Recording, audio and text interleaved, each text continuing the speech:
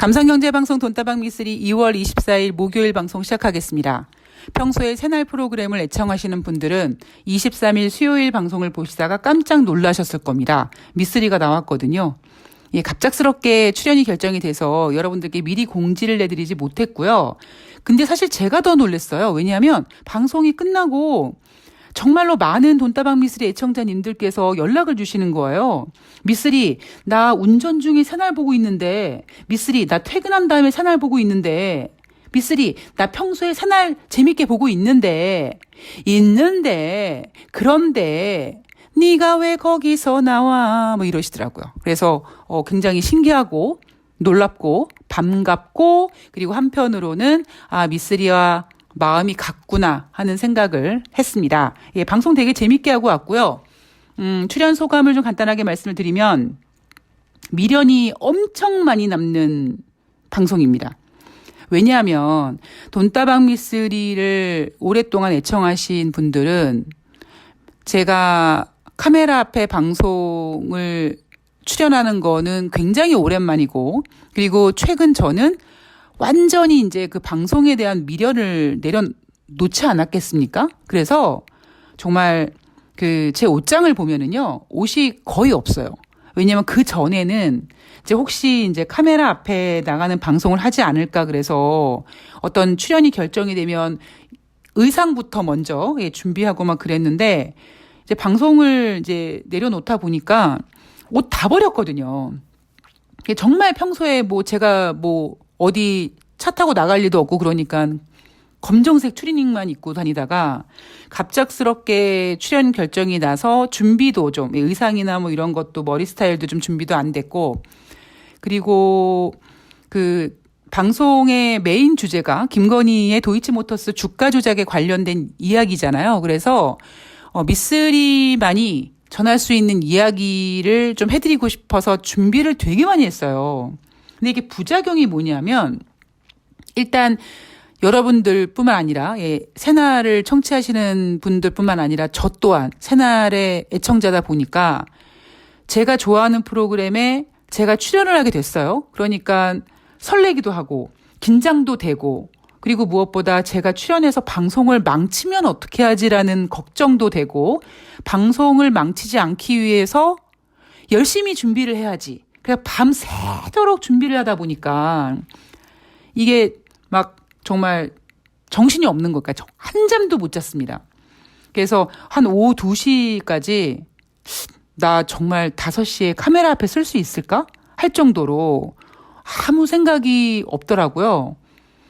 낮에도 막 왔다 갔다 움직이면서 막 횡설수설하고 방송 중에 막 발음도 꼬이고 단어도 막 꼬이고 막 그랬습니다.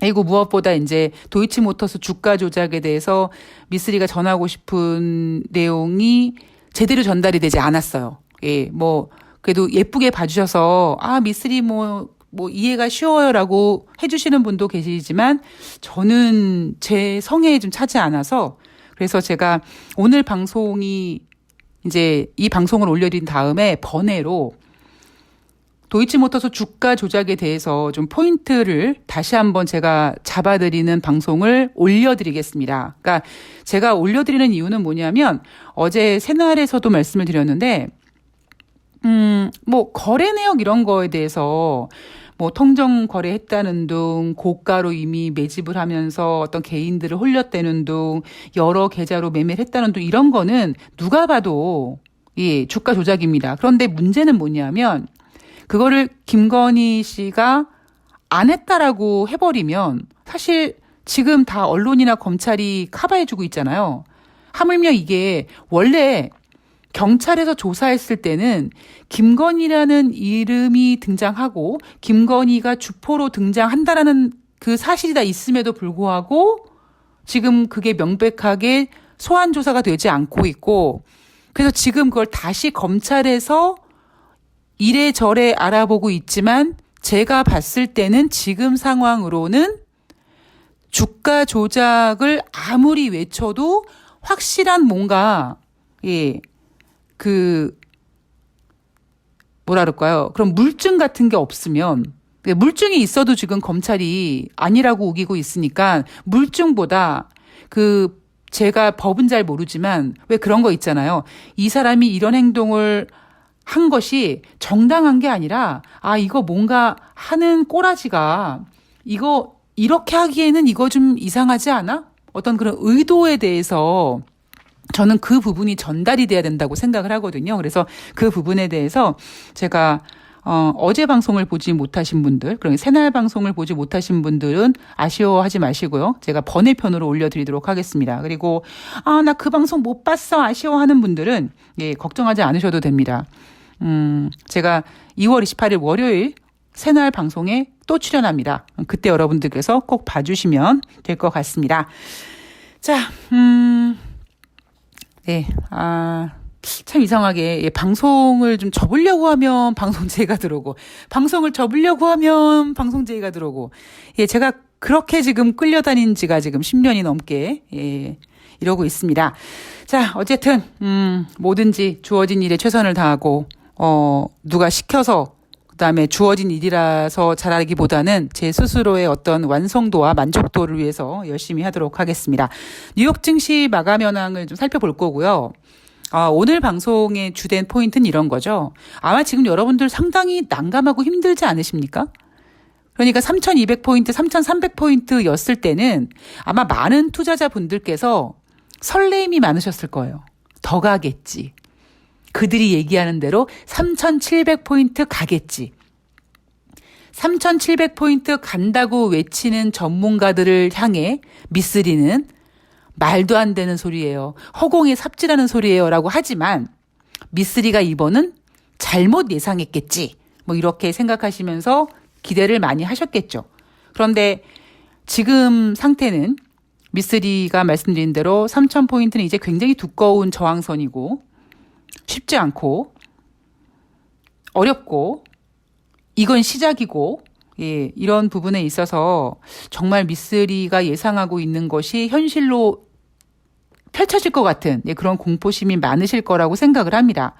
그래서 오늘 돈다방 미쓰리에서는 지금 전개되고 있는 악재, 여러분 호재가 있나요?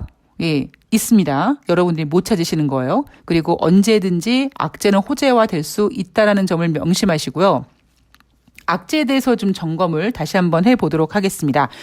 21일 월요일 뉴욕 증시는 프레지던트 데이라고 해서 증시가 열리지 않았고요. 하루 쉬었던 화요일 뉴욕 증시는 3대 지수가 하락했습니다. 그리고 23일 수요일 증시도 하락했습니다. 자, 주식시장에서는요. 고점 대비 10% 하락하면은 조정장세다라고 하고요.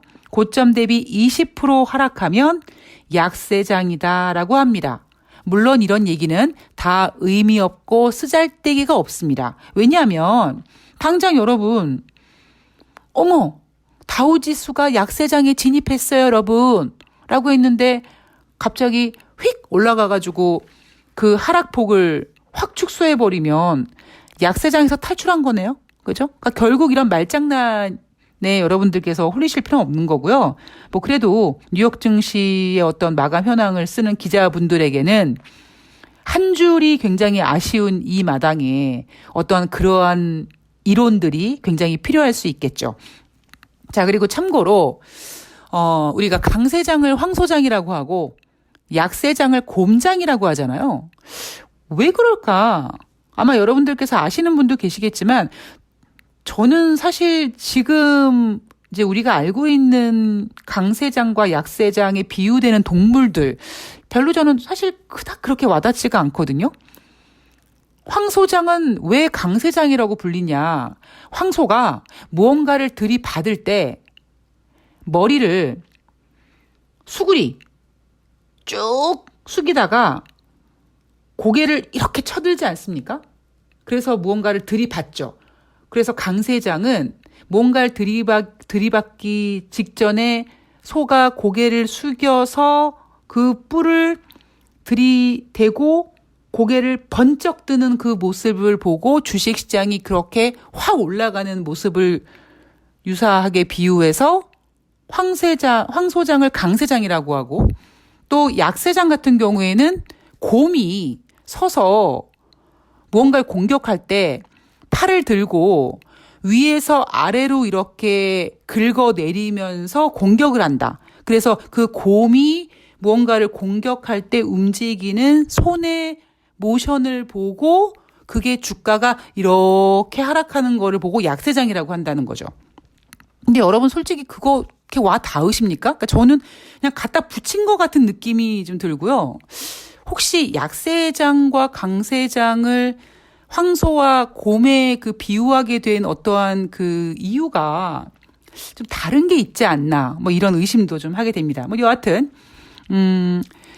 지금 증시는요, 나스닥 같은 경우에는 23일 수요일 기준 고점 대비 19.8% 하락해서 이제 약세장 진입을 눈앞에 두고 있다. 그리고 다우지수는 고점 대비 10.34% 하락해서 조정 장세에 진입했다라고 합니다. 이런 거 의미 없습니다. 네, 여러분, 당장 오늘 밤에 뉴욕 증시가 반등하면 또 이런 얘기 쑥 들어갑니다.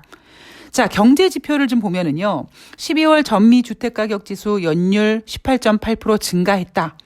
그리고 IHS 마킷에서 발표하는 2월달 제조 PMI 지표는 전월에는 55.5였는데 2월에는 57.5로 전월 대비 증가했다. 그리고 2월달 서비스업 PMI 지표는 전월은 51.2였는데 2월은 56.7로 마찬가지로 전월 대비 증가했다. 자, PMI 지표가 전월 대비 좋아졌다. 어머나, 경기가 계속 확장 구간이네. 어머나, 인플레이션 우려되네. 어머나, 금리 인상 6번, 7번 하겠네. 이런 공포감 남아 있을 수 있습니다. 자, 그런데 미쓰리가 앞에 방송에서 해드린 얘기가 뭐냐면, 미쓰리는 이번에 올해 연준이 금리 인상을 공식적으로 3번, 필요하면 추가로 1번 더 예상하고 있는 금리 인상 횟수에 대해서 부정한다. 그렇게 못할 것이다. 아무리 미국 경기가 좋고 아무리 인플레이션이 우려가 돼도 주위에서 연준이 올해 3번 금리 인상을 하게끔 만들지 않을 것이다. 그리고 어쩌면 그 첫 번째 금리 인상의 발목을 잡을 이슈가 우크라이나 지정학적 긴장감이지 않을까라는 얘기를 해드렸습니다. 그런데 또 이런 얘기하면 또 공포감 드실 것 같은데, 여러분, 전쟁이 나도요, 정말 우리나라에서 전쟁이 난다면은 우리나라 주식시장은 열리지 않지만 저쪽에 우크라이나에서 전쟁이 난다고 해도 우리나라 주식시장은 열립니다.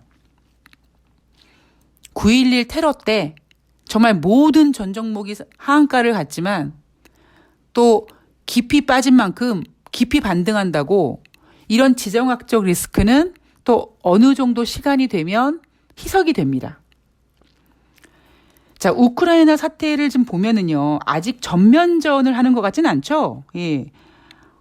자, 우크라이나는 지금 국가 비상사태를 선언했습니다. 그래서 전면전 가능성에 대비하고 있고요. 러시아 같은 경우에는 우리가 이제 우크라이나를 조질 건데, 우크라이나 주재 자국 대사관 위험하다잉, 철수해라. 그리고 우크라이나에 남아있는 러시아 국적을 갖고 있는 사람들 무조건 떠나야 될 것 같다라고 공고했다고 하고요. 그리고 이제 23일 수요일 뉴욕 증시 하락을 더 부추겼던 내용이 뭐냐면, 우크라이나 국가기관과 은행들이 디도스 공격을 받았다. 그러니까 요즘에는 전쟁이 굳이 뭐 총 쏘고 폭탄 던지고 미사일 쏘고 이런 게 아니라 은밀하게 키보드로 마우스를 조절하면서 사이버 전쟁도 할 수 있으니까 디도스 공격을 받았다. 뭐 이런 내용도 나왔죠. 자, 제가 앞에 방송에서 우크라이나와 러시아의 어떤 애증 관계를 설명해 드리면서 이번에 이 지정학적 긴장감은 굉장히 머리가 복잡한 셈법이다. 왜냐하면 브렉시트 독립한 영국은 옛날에 영국 제국의 그 위상을 자기네들이 돌려받고자 이번에 우크라이나 사태를 영국이 처리하고 싶어 하고, 또 프랑스 같은 경우에는 유럽연합이 중심이 돼서 이 문제를 해결해서 어떤 해결사의 그런 그 이미지를 좀 만들고 싶어 하고요. 여기에 당연히 미국도 내가 그동안 세계 경찰관이었어. 지구상의 어떤 나라든 어떤 곳이든 문제가 생기면 우리 미국이 가서 다 처리해줘. 이런 해결사 이미지를 굳건하게 하려고 하고 있습니다. 특히 미국 같은 경우에는 지난번에 2008년, 2013년 러시아가 다른 나라 이렇게 막 침공하고 이럴 때 자기네들 발등 떨어져가지고 해결을 못 해줬잖아요. 그러니까 이번에도 지지부진하게 하게 되면 뭔가 글로벌 경찰관이란 이미지가 퇴색될까봐 전면에 나서서 지금 러시아를 압박하고 있고 조 바이든 대통령이 계속 어떤 인터뷰를 통해서 러시아를 계속 압박하고 있습니다. 자, 영국도 은행 5곳, 개인 3명을 제지했고요. 유럽연합도 금융시장에서 자금 조달을 제한하겠다. 그리고 독일 같은 경우에는 유럽연합에 속해 있는 경제대국 독일인데 문제는 이 독일이 또 러시아와 이 돈 문제로는 또 친하거든요. 그래서 참 독일 입장이 난감할 것 같다. 그래서 미국은 이번 우크라이나 사태를 두고 독일에 대한 감정이 별로 좋지 않았습니다. 과연 독일은 우리의 아군인가? 아닌 것 같다. 이런 기사가 나올 정도로 독일에 대해서 감정이 안 좋았었는데 독일은 러시아와 해저 천연가스관 노르트스트림 2를 승인 절차 중단했습니다. 돈도 돈이지만 지금 괜히 이거 계속 진행했다가 내가 쌍욕을 먹을 것 같다. 일단은 중지하자. 취소는 아닙니다, 여러분. 일단 중지하자라고 해서 지금 전반적인 분위기는 당장 1시간 뒤에도 맞짱 뜰 것 같은 이런 긴장감이 유지가 되고 있습니다. 자, 그러면 여러분, 주식시장은 지정학적 긴장감으로 하락하고 있어요. 그런데 제가 늘 말씀드리지만 여러분, 우리나라 증시 같은 경우에는 지금 모든 종목이 다 하락합니까? 아니면 여러분들이 갖고 계신 종목들이 우크라이나 우려감 때문에 막 오늘만 봤을 때 막 전일 대비 15%, 20% 빠집니까? 그렇진 않잖아요. 아마 여러분들 갖고 있는 종목들 대부분 전일 대비 마이너스 1%, 2% 정도에서 움직입니다. 전반적으로 공포감이 있고, 좀 두려움이 있고, 어떤 좀 리스크가 있지만, 지금 시장은 그럼에도 불구하고 전일 대비 종목들이 크게 하락하지 않는 이유는 어느 정도 우리나라 증시가 2,700포인트 아래에 와 있고, 즉 고점 대비 하락한 상태에서 이제 가격이 싸지 않냐 이 정도면 이런 어떤 가격 저가에 대한 인식이 남아있기 때문입니다. 형성되고 있기 때문입니다. 그래서 미쓰리가 제가 보고 있는 그러니까 지수의 방향성 그 시황의 방향성을 보고 있는 지표가 하나 있는데요. 제가 보는 거는 이제 어느 정도 여기서 크게 더 빠진다라기보다 이제 이 정도 선에서 당분간 이 변동성이라기보다는 횡보 구간. 그러니까 좀 넓게 보면은 좀 이렇게 박스권을 유지할 것 같은 움직임이 나타날 것 같습니다. 자, 그런데 지금 시장은 굉장히 리스크가 많습니다. 가장 첫 번째 리스크는 지금 뉴욕 증시를 비롯해서 글로벌 증시를 잡아먹고 있는 우크라이나 사태. 그런데 이거 여러분 잘 생각해 보세요. 물론 전면적으로 싸울 수 있어요. 그런데 여러분 생각해 보십시오. 2월 16일 날 붙는다면서요. 근데 오늘이 24일인데 거의 열흘 남짓 안 붙고 있어요. 계속 붙을 거야 이러고는 있습니다. 이게 붙는 게 쉽지가 않아요. 그리고 설령 전면전으로 붙는다 해도 그 규모가 커지진 않을 겁니다. 왜냐하면 제가 다시 말씀드리지만 지금 각국의 셈법이 굉장히 복잡하기 때문입니다. 자, 여기에서 제가 이 우크라이나 사태, 우크라이나와 러시아가 그리고 러시아를 두고 우크라이나와 그 우방국들의 이 전면전을 그렇게 확대 가능성을 낮게 보는 이유 중에 하나가 중국이 나서지 않고 있잖아요. 그러니까 중국이 야, 니네 그렇게 러시아 제재한다고 이 문제 해결할 수 있냐? 실효성도 없어. 그냥 반대해.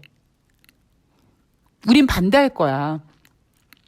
그냥 평화롭게 대화로 해. 이런 내용들을 제시했습니다. 이건 그럴 수밖에 없죠. 그러니까 제가 우크라이나와 러시아의 이 지정학적 긴장감을 크게 보지 않는 이유가 뭐냐면 미국 같은 경우에는 지금 중국도 견제해야 되고 러시아도 견제해야 되잖아요. 그러면 당연히 중국 입장에서는 아니 얼마 전까지 트럼프 대통령 때만 하더라도 아니면 그 이후에 조 바이든 대통령도 중국과 미국은 지금 패권 전쟁 2라운드를 하고 있는 판에 미국이 러시아와 지금 대립되고 있는 상태에서 중국이 미국 편을 들겠습니까? 당연히 안 들죠. 그리고 또 그렇다고 중국이 러시아 편을 들지도 않을 겁니다. 그래서 지금 우리가 언론에서 봤을 때는 굉장히 크게 뭔가 터질 것 같은 긴장감은 있지만 사실 결국 정치나 외교하는 사람들의 셈법을 다 봤을 때 각국의 어떤 그 스타일과 셈법을 봤을 때는 자기들의 이득, 자기들의 어떤 그 권력, 자기들의 위치를 좀 회복하기 위한 계산기가 열심히 두들겨지고 있기 때문에 계속 긴장감은 유지하면서 이제 뒤로 어떤 합의점, 자, 이 문제는 우리가 가지고 가고 이건 니네가 가져가고 이런 식으로 이제 나눠 먹게 하는 그런 일이 진행되는 거라고 저는 생각을 합니다. 그래서 우크라이나의 이 지정학적 긴장감은 어쩌면 여러분 미국의 금리 인상 가능성을 후퇴할 수 있는 호재가 된다니까요. 여러분 22일, 23일 뉴욕 증시 마감 현황에서 세인트루이스 연방은행 총재가 7월 1일까지 100bp 인상해야 된대요. 어디 연방은행 총재가 금리 인상 6번, 7번 해야 된대요. 이런 멘트 찾아보셨습니까? 한마디도 없어요. 오히려 지금 우크라이나 긴장감 때문에 나오는 얘기가 뭐냐면 지정학적 위험은 경기 회복 주기를 더욱 늦춰서 연준이 3월달 회의에서 50bp 금리를 인상할 위험을 제거할 수 있다라고 했습니다. 제가 여러분 이미 앞서서 제가 12월달, 1월달에 뭐라고 했습니까? 3월달에 50bp 금리 인상한다고요? 정신 나간 소리입니다라고 하잖아요. 50bp 금리 인상 못합니다. 25bp는 할 거예요. 그리고 3월 달에 25bp 금리 인상이 그렇게 나쁜 카드가 아니라고요. 어차피 연준은 올해 3번의 금리 인상을 예상하고 있다 보니까 금리 인상을 간격을 두고 시행을 하면 시장의 충격이 덜합니다. 그래서 첫 번째 금리 인상을 3월 달로 당겨 놓으면 나머지 2번의 금리 인상은 천천히 상황을 보면서 할 수 있고 그렇게 하다 보면 오히려 상황 봐서 한 번의 금리 인상을 더 하겠다라고 하는 그 카드는 쓰지 않을 수도 있다라는 거죠. 그래서 3월 달에 금리 인상 할 거지만 50bp는 어린 반푼어치도 없답니다. 자, 그런데 여러분 3월 달 FOMC 회의가 3월 중순에 있거든요. 그러면 지금 한 보름 조금 넘게 남았잖아요. 우크라이나 긴장감이 조금 더 이어지면 3월달 금리 인상 가능성 없어질 수도 있어요. 왜냐하면 FOMC 회의가 3월달만 있는 게 아니거든요. 그러니까 5월달에도 있는 거거든요.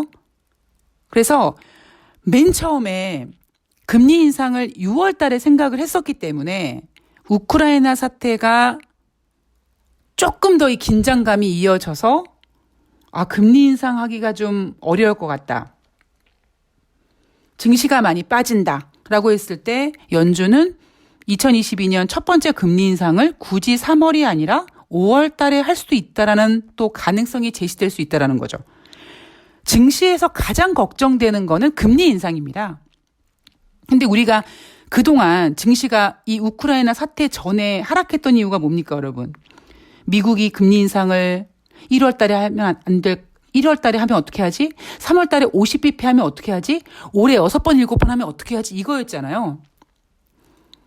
그만큼 금리 인상은 증시의 악재인데 지금 우크라이나라는 단발성 지정학적 리스크 때문에 증시가 하락하고 우려가 되고 그러면 3월 달에 금리 인상 카드가 언론에서는 50bp 인상 가능성이 제거될 수 있다라고 하지만 이 상황이 조금 더 이어지면 오히려 3월 달 금리 인상 가능성 자체가 희석될 수도 있다라는 거죠. 자, 여기에서 포인트가 좀 되는 부분이 뭐냐면, 그러니까 지금 우리가 포커스를 맞춰야 되는 부분이 뭐냐면, 아무리 미국 연준이 금리 인상을 이제 막 걱정할 거 아니겠습니까, 지금? 우크라이나 사태 때문에? 그래서 금리 인상 하지 말까라고 생각을 하는데 문제는 자꾸 나오는 경제 지표가 연병을 더럽게 높단 말이에요. 물론 여러 경제 지표는 이미 둔화의 시그널을 주고 있습니다만 물가에 관련된 경제 지표는 여전히 인플레이션을 자극하고 있고 그 물가에 관련된 지표에 가장 큰 영향을 주는 건 바로 국제 유가입니다. 그래서 국제 유가가 당분간 이렇게 고공행진을 하면 연준은 우크라이나 사태를 어깨에 짊어지고 어쩔 수 없이 물가 상승으로 금리를 인상해야 될 것 같아라고 합니다. 그러면 증시는 개박살납니다. 그러면 어떻게 될까요, 여러분? 국제 유가는 아마 제 생각에는 3월 15일인가요? FOMC가 3월 중순에 예정되어 있는데 3월 초쯤 됐을 때 아마 조심스럽게 언론에서 아마 원유 시장 보고서 같은 거 이런 월간 보고서 내놓을 거 아니겠습니까? 이제 그럴 때 유가가 지금 뭐 이렇게 올라가고 있다. 그리고 러시아도 유가를 생산하고 있는데 러시아가 우크라이나랑 이렇게 긴장감이 있어서 러시아에서 기름을 생산하지 못하면 공급이 둔화되고 그럼 유가가 더 갈 수 있다. 그래서 유가의 어떤 적정 가격을 지금은 $100 예상하고 있지만 뭐 150달러 정도 이렇게 예상이 나오면 오펙 회원국들이 유가 너무 올랐다. 안 되겠다. 우리 그동안 경제 회복을 위해서 감산했던 그 유가의 양을 다시 증산으로 돌리자라는 어떤 합의가 나올 가능성. 그리고 그들이 굳이 합의하지 않아도 언론에서 투자자들이 니네 증산 좀 해 이제 좀 뽑아란 말이야. 가격 안정을 위해서 좀 생산해 라는 몰이를 할 거라고요. 그러니까 지금 국제유가가 안정만 돼도 그 안정이 굳이 수치로 안정될 필요 없이 오펙 회원국과 비오펙 회원국들이 증산할 거라는 시그널만 시장에 준다고 해도 미국의 물가 인플레이션 우려감은 안정될 수 있습니다. 그래서 저는 솔직히 아직까지는 왜냐하면 그 오펙 회원국들이 시그널을 안 줬잖아요. 그런데 워낙 미쓰리가 또 이런 국제 유가 부분에서 점쟁이 빤스를 훔쳐 입고 있으니까 3월 초쯤 됐을 때 국제 유가의 증산 가능성이 제기될 거다라고 미쓰리가 이렇게 예언을 하고 있지 않습니까? 그래서 그 전까지는 여전히 미쓰리는 3월 달에 FOMC에서 50bp가 아니라 25bp를 할 것이다. 그런데 3월 달에 25bp 금리 인상을 한다고 해도 이건 악재가 아니다. 왜냐하면 이미 3월 달에 금리 인상하는 거는 예상이 됐기 때문에 알고 있는 악재는 더 이상 악재가 아니고 한편으로는 3월 달에 50bp 금리 인상을 할 거라고 예상을 했는데 50bp가 아니라 25bp를 한다라고 했다면 오히려 시장은 더 안정적이 될 수 있는 거죠. 자, 지금 금리 인상에 대해서 시장에서 왈가왈부를 하고 있지 못하고 있죠. 자, 마지막으로 다시 깔끔하게 정리를 해드리면 지금 시장이 많이 하락하고 있지만 미쓰리가 봤을 때 이제 여기서 어떻게 2000포인트 추락하는 거 아니야? 막 전쟁 나가지고 막 개판되는 거 아니야? 뭐 이런 우려는 하실 필요는 없고 대신 3000포인트는 여전히 두꺼워요. 당분간 가기 어렵습니다. 올해 불가능할 수도 있을지도 모를 것 같아요. 그러나 한 2600에서 2800포인트 그 선에서 한 200~300포인트 박스권으로 계속 장이 형성이 될 것이고 지금 시장의 가장 큰 리스크인 우크라이나 사태는 각국의 셈법으로 전면전은 될 수 있으나 확대되지는 않을 것이고 미쓰리가 생각했을 때 지금 뒤로는 뭔가 계속 각국에서 서로 유리한 이득을 취해가며 합의를 보려고 러시아를 설득하고 대화로 풀고 하는 작업이 진행 중일 거고 여기에 중국이 나서지 않는 점도 굉장히 다행입니다. 그리고 이 우크라이나 사태가 지금 당장은 지정학적 리스크로 증시의 하락 요인이긴 하지만 오히려 이 리스크 때문에 미국의 금리 인상 가능성이 후퇴될 수 있고요. 그리고 여기에 걸림돌인 국제 유가 부분에 있어서는 여전히 미국의 인플레이션 우려를 자극할 수 있는 부분이긴 하지만 오펙 회원국과 비오펙 회원국들이 우리 이제 증산을 해야 될 것 같아. 증산을 고려하고 있어. 이런 발언들이 나오면서 국제 유가가 더 갈 거라는 것보다는 어느 정도 안정이 예상이 된다면 미국의 인플레이션 우려도 좀 안정이 되지 않을까라는 것이 미쓰리의 현재까지 시황입니다. 오늘 시황을 들으시고 여러분 힘드실 수 있어요. 여전히. 힘드시겠죠. 종목이 연병을 안 올라가는데. 근데 여러분 경제, 증시 마찬가지지만 지금 힘든 거는 견딜 수 있잖아요. 그런데 앞으로 더 힘들 것 같아가 걱정되는 거잖아요. 근데 오늘 제가 전해드리고 싶은 얘기는 그리고 오늘뿐만 아니라 미쓰리가 지금 계속 특히 올해 들어와서 여러분들께 해드리는 얘기는 여러분들에게 실망감을 드리는 게 아니라 여러분들한테 여러분 올해 이럴 거예요. 각오하세요. 이렇게 지금 제가 메시지를 전달하고 있잖아요. 그래서 여러분들께서 너무 힘들어하지 마시고요. 이렇게 시나리오가 진행이 될 거구나. 나 어떻게 해야 되지? 그 부분에 대해서 생각해 보시기 바랍니다. 제가 앞에서도 한번 말씀드렸지만 그냥 저는 이제 표현이 좀 그렇습니다만 주식 시장에서 까부셨던 분들, 그런 분들은 아마 굉장히 힘든 시장이 되실 거예요. 주식 시장이 절대 만만하지 않습니다. 그냥 나는 주식을 잘해. 주식 올라갈 거야. 이렇게 막 질렀던 분들은 굉장한 공통의 시간이 이어질 겁니다. 근데 그것도 저는 어찌 보면 주식 교육에 주식을 학습하는 그 학습 과정이라고 생각합니다. 저도 옛날에 그랬었거든요. 주식을 원투데이 하실 거 아니니까 지금 발생된 악재에 대해서 나는 도대체 어떻게 생각하고 있는가? 나는 여전히 3,700포인트의 꿈을 꾸고 있는가? 이런 부분에 대해서 냉정하게 한번 생각해 보시는 시간이 되셨으면 좋겠습니다. 자, 오늘 좋은 하루 되시고요. 저는 다음 방송에서 뵙도록 하겠습니다. 고맙습니다.